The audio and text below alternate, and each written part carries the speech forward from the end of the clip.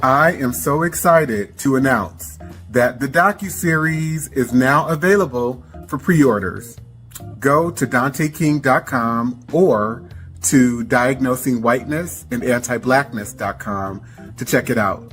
Go and subscribe. Get your popcorn ready for December 7th. You can also join the launch party, which will be held live through Zoom. See you there.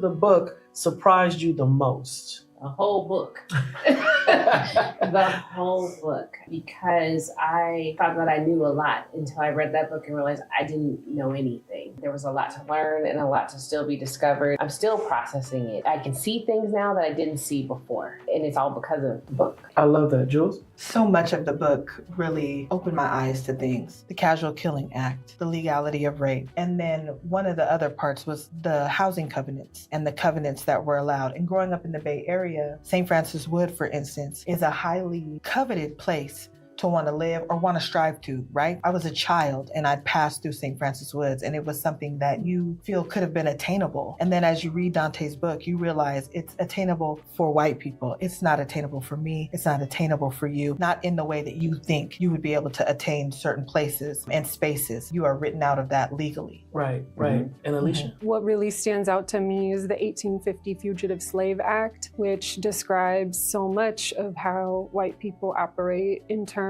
of that act deputizing all white Americans to serve as white racial police against African Americans, whether they're freed or enslaved, and getting incentivized by bounties, by slave auctions to surveil and police and criminalize Black people, and how that persists today, the obsession with it.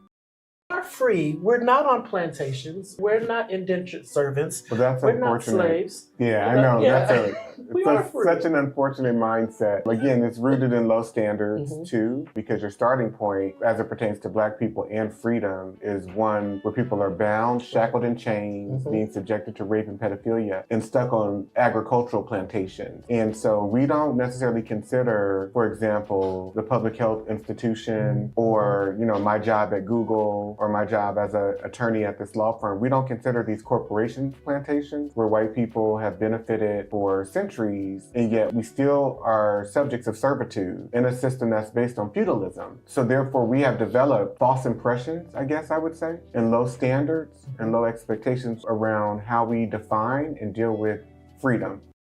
The hardest about chapter 3, and what are some key pieces that stood out for you that you would want people to know about or be prepared for? The different laws and the cases and the way that the system has been set up to not protect Black women and Black boys too, and Black men as well, particularly Black women, just for us to be seen, as you said this earlier, just the vessel to give birth and then go back to work. So that shows up in how our birthing outcomes are. It shows up in how we connect with our partners, because there's this constant reinforcement of that you don't matter and you're not valued. And I think you highlight that very clearly, the lack of protection for Black women in chapter 3. I also remember in one of your courses, you asked the class, would they want to be Black women? Everyone said no, right? And that just shows me even more how reinforced it is that being a Black woman, you're at a constant state of lack of protection and also aggression as well. Yeah, and let me be very clear too, because that question was out of the spectrum of all of the identities that I presented as multiple choice answers. Who would you not want to be? Yeah. And 100% of the people said, I would not want to have been a Black woman. Right. I would not want to be right. a Black woman. Right. I am so excited to announce that the docuseries is now available for pre-orders. Go to DanteKing.com or to Diagnosing Whiteness and Anti-Blackness.com to check it out. Go and subscribe. Get your popcorn ready for December 7th. You can also join the launch party, which will be held live through Zoom. See you there.